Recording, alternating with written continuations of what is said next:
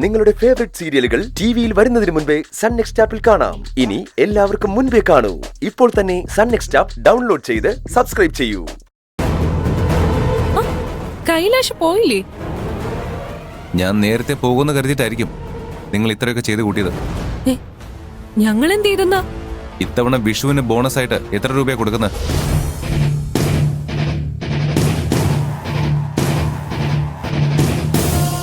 Sir ചോദിച്ചതിന് മറുപടി പറ മേഡം.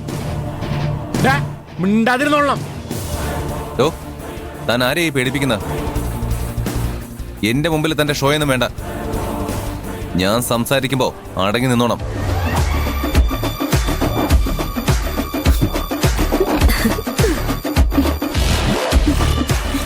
എന്ത് ഇത്ര ചിരിക്കാൻ? ഞങ്ങളെന്താ ഇവിടെ കോമഡി പറയണോ? Useless fellows. What's is Kailash? ഒരു പ്രൊഡക്ഷൻ ഹെഡിനോട് ഇങ്ങനെയാണോ സംസാരിക്കുന്നത്? നമ്മൾ ഇയാളെ എല്ലാവരുടെയും മുമ്പിൽ നാണം കെടുത്തിയ പിന്നെ തൊഴിലാളികൾ ഇയാൾ പറയുന്നത് കേൾക്കുമോ? എന്തൊക്കെ പറഞ്ഞാലും കർണാരൻ നമ്മുടെ കമ്പനിയിലെ സീനിയർ സ്റ്റാഫ് അല്ലേ. ബോണസിനെ പറ്റി ഇങ്ങനെ എല്ലാവരും മുമ്പിൽ വെച്ച് സംസാരിക്കേണ്ട കാര്യമൊന്നുമില്ല. നമുക്ക് ഓഫീസിൽ നിന്ന് സംസാരിക്കാം. ഇത് തൊഴിലാളികളെ ബാധിക്കുന്ന വിഷയമല്ലേ, അപ്പോ അവരുടെ മുന്നിൽ വെച്ച് വേണ്ട ചർച്ച ചെയ്യാൻ. അത് ന്യായം.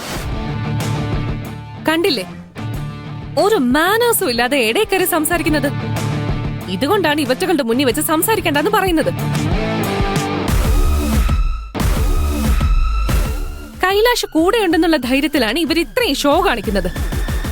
കുറച്ച് ഫ്രീഡം കൊടുത്താ ഇവര് നിന്റെ തലയെ കയറിയിരുന്ന് നിരങ്ങും.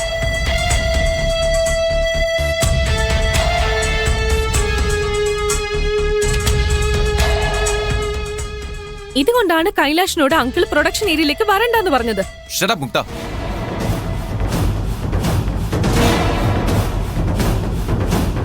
ഞാൻ ഈ കമ്പനിയുടെ MD ആണ്.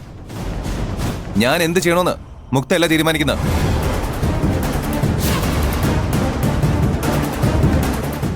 Kailash, just relax. ഇവളോട് പറഞ്ഞ തന്നെയാ എനിക്ക് നിന്നോട് പറയാനുള്ളത്. അതിര് വിട്ട് കളിക്കരുത്. ഈ നിൽക്കുന്നവരെല്ലാം PKR കമ്പനിയുടെ തൊഴിലാളികളാ. ഇവര് അതുങ്ങൾ ഇതുങ്ങളെന്ന് വിളിച്ച് അപമാനിച്ച അത് ഈ കമ്പനി അപമാനിക്കുന്നതിന് തുല്യമാണ്.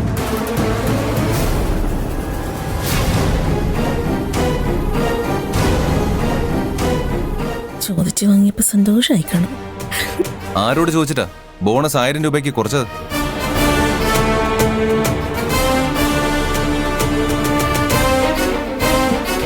മുക്തയോടാണ് ചോദിച്ചത്. കഴിഞ്ഞ മാസം കമ്പനി ലോസിലായത് കൈലാഷിന് അറിയാലോ.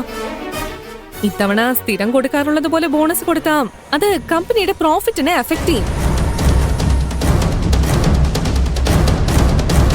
അതുകൊണ്ടാണ് മാനേജ്മെന്റിൽ എല്ലാവരും ചേർന്ന് ബോണസ് കുറയ്ക്കാൻ തീരുമാനിച്ചത്. ഓ, അങ്ങനെയാണല്ലേ? ആ, അതെ.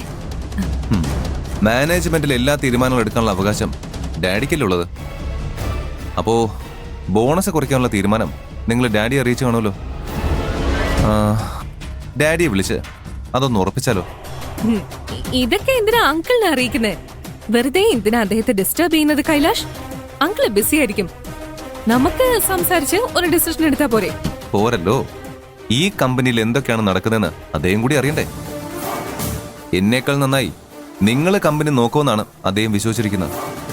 അദ്ദേഹത്തിന് ഏറ്റവും വലുത് തൊഴിലാളികളുടെ ക്ഷേമം. അതുകൊണ്ട് എത്ര തിരക്കുണ്ടെങ്കിലും അദ്ദേഹം സമയം മാറ്റി വെക്കും.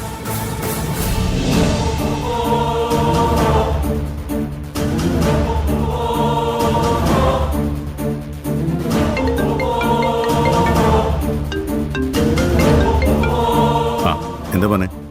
ഡാഡി, കഴിഞ്ഞ മാസത്തെ നഷ്ടം നികത്താൻ ഇപ്രാവശ്യത്തെ ബോണസ് കുറയ്ക്കാൻ ഡാഡി പറഞ്ഞിരുന്നു.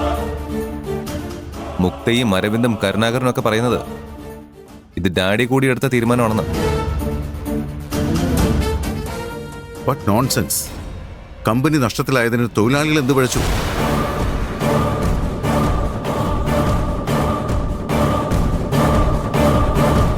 നമ്മളെപ്പോലെ വലിയൊരു കമ്പനിക്ക് തൊഴിലാളികളുടെ ബോണസ് പിടിച്ചിട്ട് വേണോ ലാഭം ഉണ്ടാക്കാൻ? It's so cheap.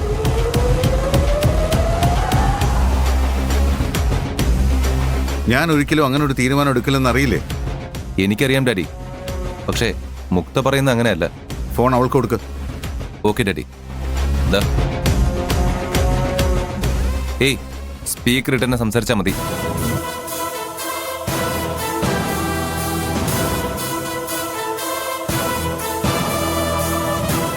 അങ്കിൾ മുക്ത, അങ്കിൾ ഫോൺ സ്പീക്കറില്ല. യൂണിറ്റിലുള്ള എല്ലാരും ഇവിടെ ഉണ്ട്. ഓക്കെ. തൊഴിലാളികൾക്ക് ബോണസ് കൊടുക്കുന്നത് നമ്മൾ അവരോട് കാണിക്കുന്ന ഔദാര്യമല്ല, അത് അവരുടെ അവകാശമാണ്. അവർക്കത് നിഷേധിച്ച് കിട്ടുന്ന ലാഭമൊന്നും നമുക്ക് വേണ്ട. ഇപ്പൊ തന്നെ എല്ലാവർക്കും 1 മാസത്തെ ശമ്പളം ബോണസായി കൊടുക്കണം.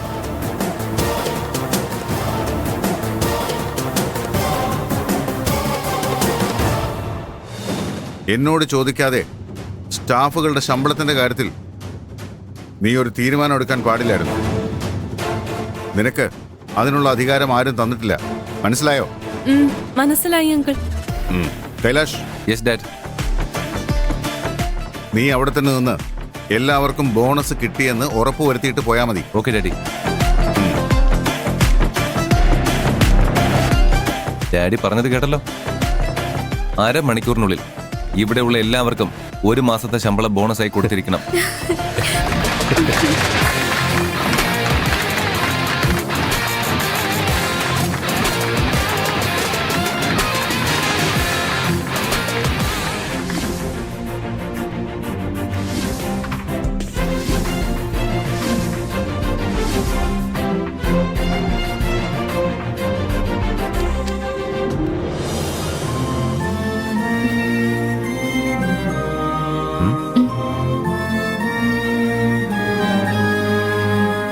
ഒരുപാട് നന്ദിയുണ്ട് ഏയ് സർ. ഞാനാണ് പാർവതിയോട് നന്ദി പറയേണ്ടത്.